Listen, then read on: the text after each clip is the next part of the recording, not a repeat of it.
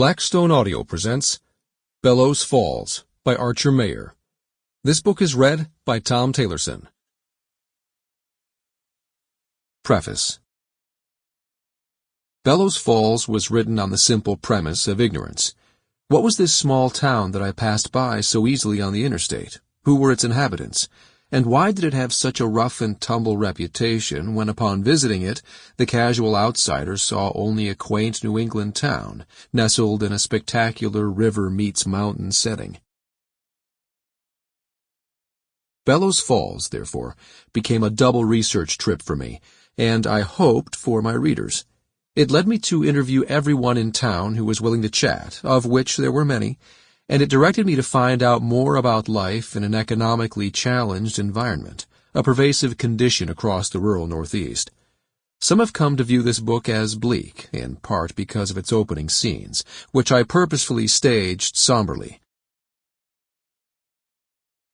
I see it as a tale of redemption and hope, where, by the end of the story, we can literally witness a rebuilding taking place. Chapter 1. My desk lamp light barely reached the far corners of my small, glassed-in office, leaving the squad room beyond completely dark. The lighting shrouded the whole place with an uncharacteristic intimacy, enhancing the quiet isolation I enjoyed when working after hours.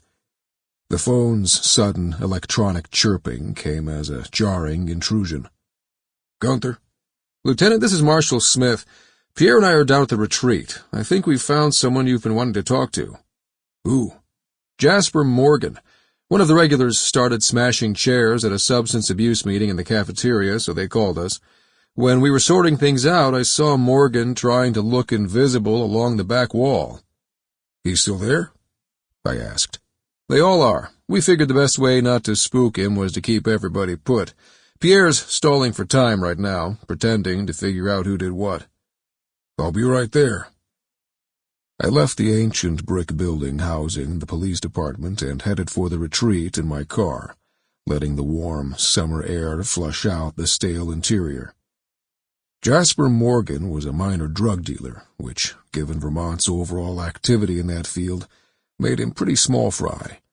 In addition, he wasn't currently on parole, had no warrants outstanding, and had been keeping a discreet profile.